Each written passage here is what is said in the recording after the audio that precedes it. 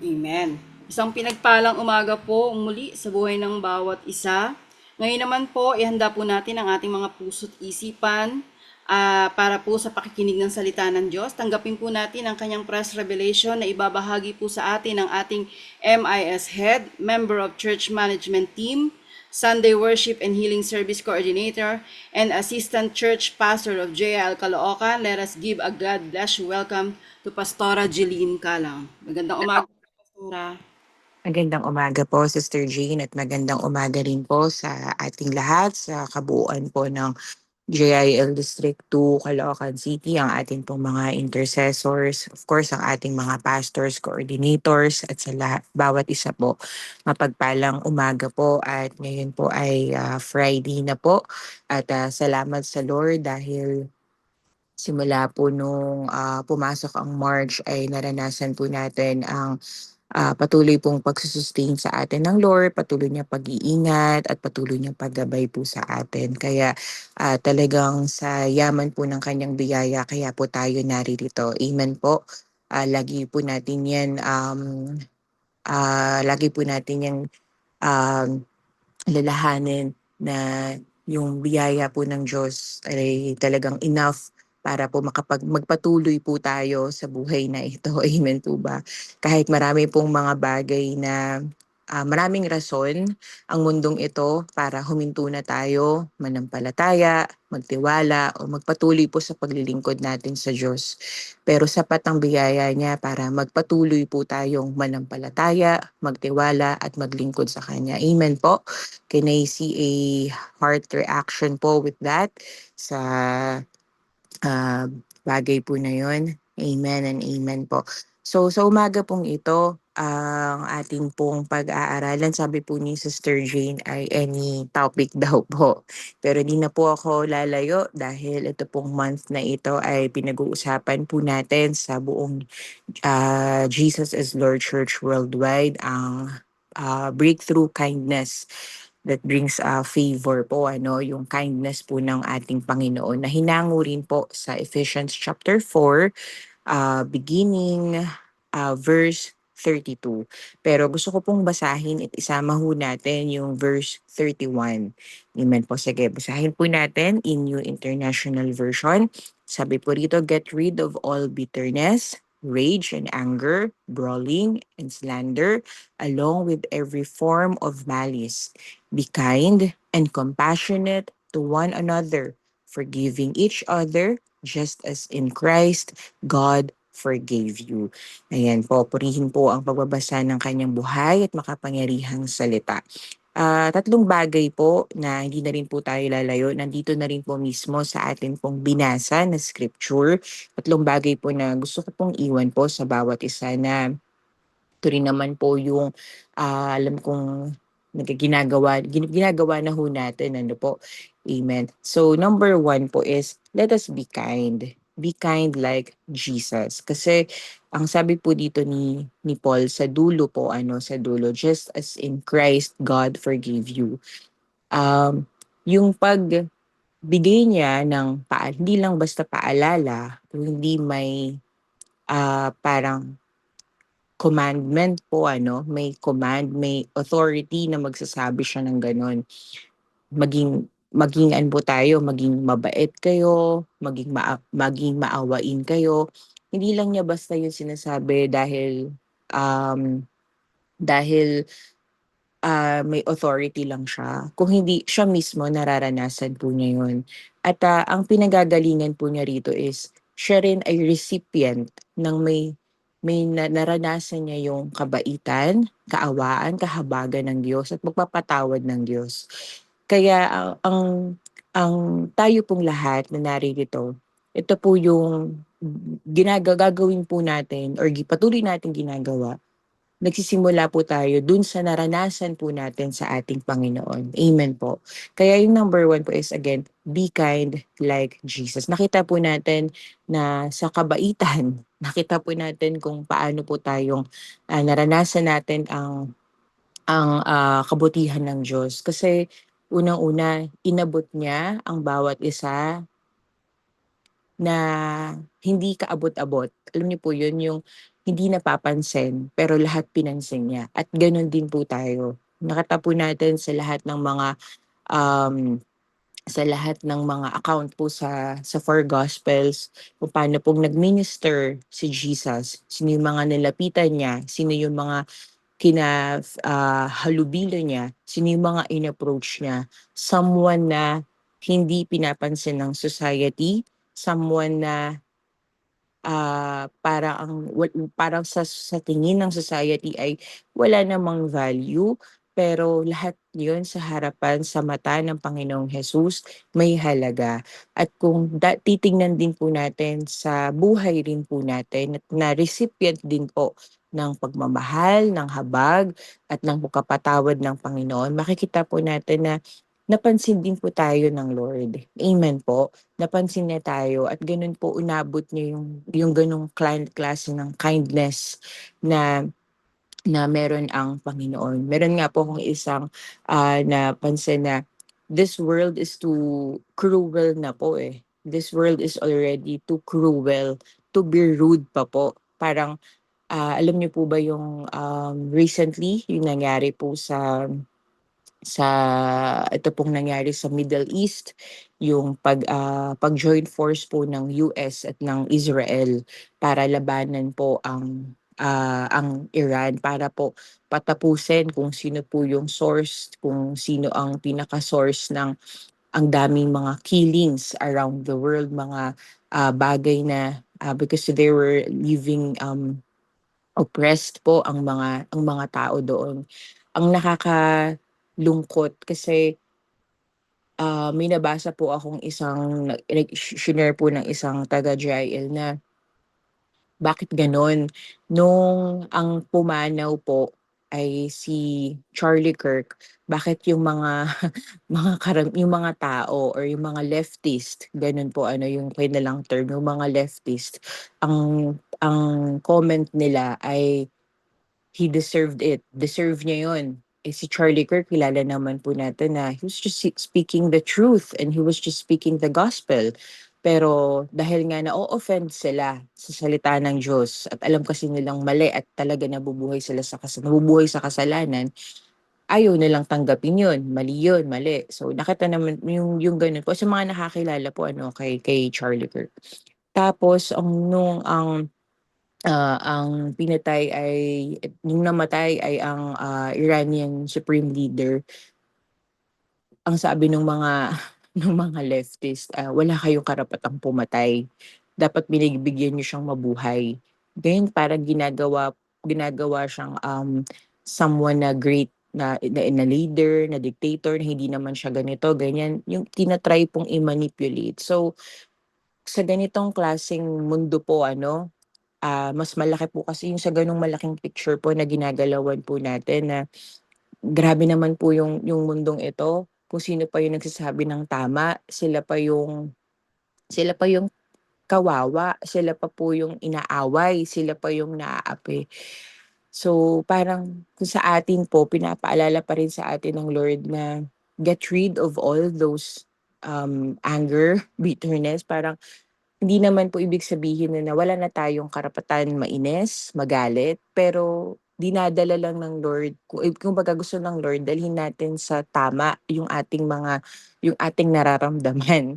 Amen po. Hindi po magtatagumpay ang galit or sama ng loob kapag tayo po yung maghihigante. 'Di po ba ang sabi ng Panginoon, "The revenge is mine." Pero ang ano po nun is hindi naman tayo basta tatahimik lang, magpapaapi tayo, pero ang gusto is mas makikita po sa atin yung kindness. Amen po. So sabi nga po dito sa Philippians 2:15, "So that you may be blameless and pure, innocent children of God, surrounded by people who are crooked and corrupt." So sa paligid po na madilim, sa paligid po na corrupted na, cruel, masasama, alam niyo po yun, ang mga anak ng Diyos na tumanggap ng kanyang kabutihan, ng kanyang kahabagan, ay mas magliliwanag dahil po yung mag-i-stand out, yung ugali na gano'n, na um, yung kindness po na naranasan lang din po natin, meron lang din pong pumansin sa atin at hindi po yung ipinaparanas natin sa iba. Amen po. Amen. Pangalawa po ay mabilis lang po ito, no? Pangalawa po ay be compassionate. Be compassionate po. Gaya po nung nabasa po natin dito, be kind and compassionate to one another. So be compassionate po. Nakita natin na meron pong naawa sa atin. Meron po akong naalala na tinuro po ni Pastor Jerome yung about po sa yung kaniyang parang fresh revelation po nung time na may nakita raw po siyang mga pulube. Tapos yung correct me if I'm wrong po, pero yung naalala ko po yun na yung 'di ba nakakaawa sila at so ang ano bang mas gugustuhin mo, yung ikaw yung kinakaawaan o ikaw yung maaawa, yung gano'n. Pero sa totoo lang, tayong lahat po ay kinaawaan at kinahabagan din po meron ding someone na naawa at nahabag po sa atin. Kaya po niya nagawang iligtas po tayo. Kasi ganun po ang sitwasyon ng buhay po natin. Ganun po ang sitwasyon natin. At nakita rin po natin sa buhay po mismo ni Jesus. Every time na when Jesus was moved with compassion, He ministered. Nagmi-minister po siya kapag nung nakita niya yung crowd at he was moved with compassion. Pinagaling niya, nag-heal siya ng mga may sakit. Nakita niya yung mga tao, ganito ang sitwasyon nila. Yun yung naramdaman niya. So, ano pong ano po yung pinapaalala po sa atin na Panginoon? Tayo rin po, um, talagang, ang ano po dito is yung compassion na nagmumula sa Panginoon. Yung sabi nga po dun sa isang linya ng isang song, yung break my heart for what breaks yours. Lord, durugin mo or basagin mo yung puso ko kung paano nababasag din ang puso mo every time na nakikita mo ito. Sa lahat na po ng mga nangyayari, um, halimbawa, nakikita po may mga taong nabubuhay sa kasalanan. Nakakainis, opo, pero sa mata ng Diyos na siya po ang nagpatawad, siya ang nagbayad ng ating mga kasalanan, nahahabag po siya dahil hangga't hindi nagsisisi yung taong iyon sa kasalanan, alam po natin na kapag siya ay dinatnan ng kamatayan, wala po siyang ibang pupuntahan kundi straight to eternal separation from God, which is hell. At yun po yung ultimate po doon. At syempre, yun ay po yung kumbaga kung talagang totally they rejected Christ, wala, nasa tao na yun. Pero hangga't nabubuhay pa, hangga't may chance pa, gusto ng Lord, nandun pa rin yung awa niya. Kaya nga, minsan may magtataka tayo, bakit kaya ang tagal-tagal, bakit kaya buhay pa rin 'tong mga taong 'to? Halimbawa, yung mga kinaiinisan po natin ano, yung mga kilala, pero hindi naman natin gustong mamatay. Ang point lang is, bakit kaya yung meron pong nagsasabi ba ano po yun, yung kalimutan ko po yung tamang tamang term nila, yung matagal yung mga masasamang ano po ba yun? Basta yung gano'n po na mas matagal pa silang mawala, yung gano'n po ano. Pero kasi kung titignan po natin, ang dami pong binibigay ng Lord ng chance para magsisi pa sa kasalanan. Amen po. So let us be compassionate tayo po sa ibang mga tao at tayo po sa buhay po natin. Paano po ba tayong mag-treat ng ibang mga kilala po natin, yung mga malapit po sa atin. Wag na po tayong masyadong lumayo, yung tayo na lang po. Paano po natin i-treat yung iba or kapag halimbawa alam nating nakasakit po sa atin, may nagawa sa atin, hindi natin makalimutan. Alam niyo po yun, parang tumatatak. May mga gano'n po, eh, 'no. I mean, I believe nakaka-relate po tayong lahat na minsan may mga nagagawa po sa atin yung kapwa po natin na tumatatak at para ang hirap kalimutan, ang hirap patawarin. Parang po ano, kasi bakit masyadong malalim, masyadong Lord, kailangan ko ng hustisya dito. Parang ganun po, ano, kailangan ko ng hustisya dito. Gusto kong makita. Alam niyo po yun, minsan parang ano tayo eh, gusto natin makita kung paano mangyayari yung gagawin ng Lord. Pero yun po yung sinasabi na revenge is mine. Ibig sabihin na sa akin mo na i-surrender, sa akin mo na let God be God dun sa situation po na yun. Na wala na tayong minsang control. So, hayaan po natin ng Diyos kung paano niyang i-deal, kung paano siyang kikilos, kung paano yung paraan niya, let him be. Kung ano po ang gusto niyang mangyari, yung mga ganun po ano. Pero ang inaasahan po sa atin ng Lord ay makita niya sa atin na nagpapatuloy po tayong mabait, yung nandun pa rin yung kindness, at nandun pa rin yung compassion. Na at the end of the day, Lord, nawa yung tao pong ito ay bago mahuli ang lahat, bumalik pa rin siya sa iyo or makakilala pa rin po siya sa inyo. Amen po. So, um, nawa gano'n po yung padalangin po natin na laging gano'n po yung maging, klase ng puso or gano'ng klase ng attitude that we have po in Jesus' name. So, kaya po paalala nga po again, get rid of all bitterness sa nauna pong talata bago po yung be kind. Let us get rid of all bitterness, rage, and anger. Lahat po ng kasamaan, lahat ng galit, lahat ng bitterness na meron po tayo. Get rid of all that. At aminin po natin na yes, madaling basahin, madali siyang sabihin sa bibig, pero pag gagawin na po, nandoon na po may challenge na po pag gagawin na po talaga natin. Totoo po 'yun at, alam ng Lord din po 'yun. Kaya nga po 'di ba ang sabi dun sa huli, "Just as in Christ God forgave us." So dun po tayo magsisimula sa pagpapatawad sa atin ng Diyos na tayo lang din po ay recipient ng kanyang kabutihan, ng kanyang kaawaan at ng kanyang pagpapatawad para makapag-move forward po tayo. Amen. And last, ganun din po be forgiving. Gaya po ng pagiging mabait po natin, yung sinasabi pong be kind, be compassionate, hindi lang po hanggang doon natatapos. Maging mapagpatawad din po tayo. 'Di ba tinanong po kay Jesus, ilang beses po dapat magpatawad? Ang sagot po ni Jesus ay 70 times 7 magpapatawad. So kung bibilangin natin 'yun, imomultiply talaga natin. Hindi man siya puwedeng literally kasi matatapos ba yung isang araw ng hindi ka makakapagpatawad ng gano'ng bilang?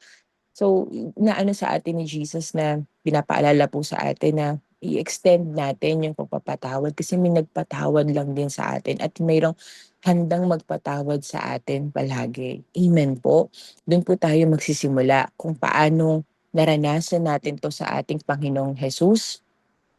Do'n po natin sisimulan po iyon. Amen po. At kung paano tayo pinatawad din ng Panginoon, kung paano pong meron lang ding nahabag at naawa po sa atin, naranasan natin ng kabutihan niya, do'n po tayo magsisimula. Ang sabi nga po dito sa isang translation po ng Ephesians chapter 4 verse 32, "But instead be kind and affectionate toward one another. Has God graciously forgiven you?" Tayo ba ay na pinatawad ng ating Panginoon? Ang sabi dito, "Then graciously forgive one another in the depths of Christ's love." Sa ano po ito? The Passion Translation. Ganda po, no? Yung pagkakasulat po dito, yung pagkakatranslate. Has God graciously forgiven you? Talagang yung pagpapatawad, naranasan mo ba yung pagkapatawaran ng Panginoon? Kaya ang sabi dito sumunod, then graciously forgive one another. Kung paano nating naranasan ng pagpapatawad ng Panginoon, ng Diyos sa atin, ay ganun din po. Ang sabi dito, then graciously forgive one another in the depth, sa lalim ng pag-ibig, pagmamahal ng ating Panginoong Jesus. Na dun lang po talaga sentro ang lahat. Kaya po natin naranasan ng kanyang kabutihan, kaawaan, kanyang pagpapatawad at marami pa pong mga magagandang bagay dahil po sa sobrang lalim ng pagmamahal po ng Diyos sa ating lahat. So dalangin po natin na totoo, inaamin po natin sa harapan ng Lord, hindi po tayo nagpapakaparang strong or, "Di Lord, kaya ko 'to, kaya kong gawin 'yan, ganyan, ganyan." Pero sa dulo pala or deep inside pala talagang nahihirapan po talaga tayo dahil masyadong halimbawa, itong taong itong kilala po natin, eh, wala na pong ginawa ito parang Lord ano, eh, ang hirap, eh, parang puwedeng ibang tao na lang yung magpatawad sa kanya, puwedeng iba na lang, 'wag na lang po sa akin 'yun. Yung gano'n po. Eh, kasi ang gusto rin po ng Lord maging malaya po tayo, 'wag yung evil, 'wag yung gano'ng bitterness or yung anger yung nagkokontrol sa heart, sa buhay po natin. Ang hirap po ng masyadong ini-embrace ang bitterness, mahirap po yung, masyadong ini-embrace or inaalagaan yung galit, yung sama ng loob na eventually hindi natin alam kung anong puwedeng magawa na yung sa simpleng yung simpleng bitterness po nagsisimula sa yung maliit na parang ayaw pansinin, yung biglang hanggang lumalaki po yan. Tapos magugulat na lang sama na ng loob, parang wala na, may galit na dun sa tao or kung ano man. Yung taong yun ay nakakulong na dun sa ganong sitwasyon, sa ganong damdamin. Ayaw po ng Panginoon na nakakulong po tayo dun. Ang gusto po niya ay malaya po tayo.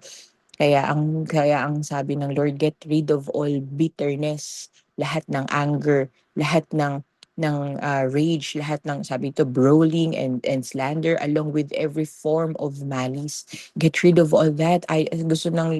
Yung paalala po ni Paul kasi gusto ng Lord tayo po ay malaya na nabubuhay sa presence niya. And sabi nga po 'di ba sa presence ng Lord, there is peace, there is freedom. So, yun po yung gusto ng Lord na nabubuhay po tayo sa kapayapaan niya, sa gitna ng kanyang kalooban at sa lalim ng kanyang pag-ibig.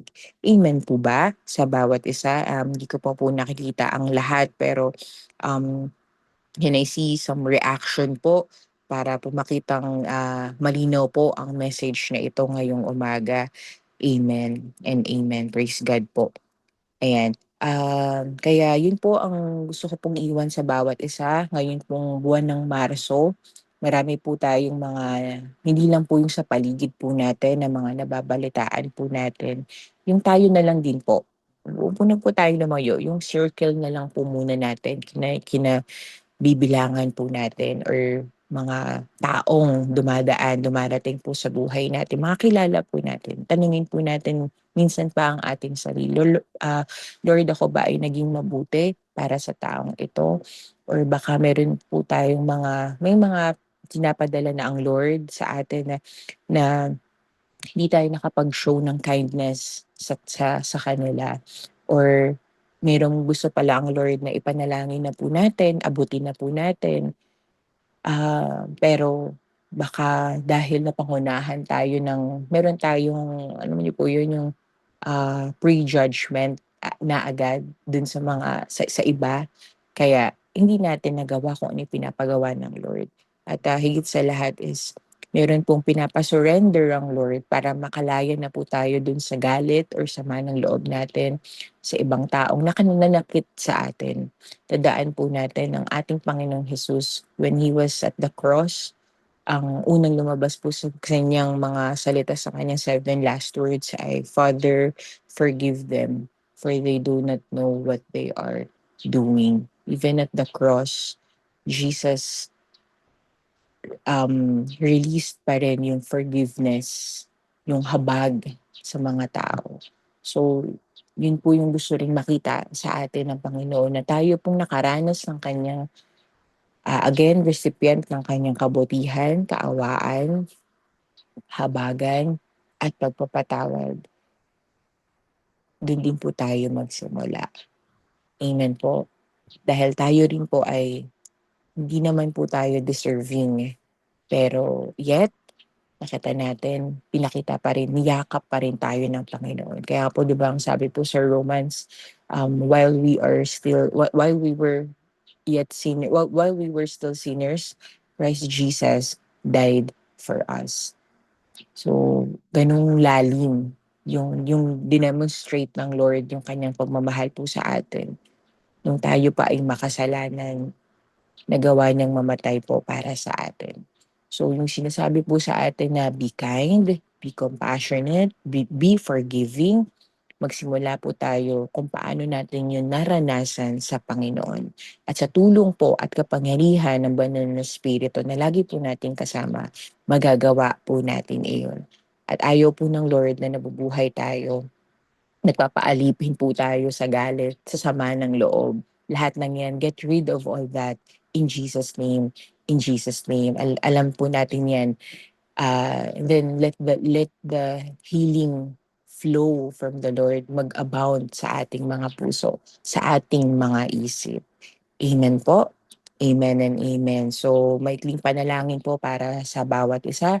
Hallelujah. Salamat, Panginoon, sa umaga at araw po ito. Salamat po sa nabanggit po kanina during the introduction for the fresh revelation. I believe, Lord, lahat po kami ay nakatanggap ng fresh revelation po mula sa inyo at mga paalala po mula sa inyo. Salamat po dahil sa inyo pong mayamang biyaya, dahil po sa pagpapatawad niyo po sa amin at sa kabaitan at pagmamahalalim po ng pagmamahal niyo, naranasan po namin ito. Maraming maraming salamat po, and tulungan niyo po kami, Lord, na makita niyo po ito sa amin, na pinapamuhay din po namin kung ano po yung naranasan po namin mula sa inyo, ang inyong kabutihan, ang inyong kaawaan, at higit sa lahat ang inyo pong pagpapatawad. Lord, magsisimula po kami doon sa bagay na ginawa niyo po sa buhay namin, at dalangin po namin sa tulong po at kapangyarihan ng Holy Spirit ay magawa rin po namin ito in the mighty name of Jesus. Inaamin namin, Lord, that apart from you, we can do nothing. Kaya patuloy niyo po kaming samahan, patuloy niyo po kaming ingatan, at patuloy niyo po kaming pangunahan. Maraming maraming salamat nga po. Ito pong aming dalangin sa pangalan po ng aming Panginoong Jesus. Amen and amen. God bless everyone po.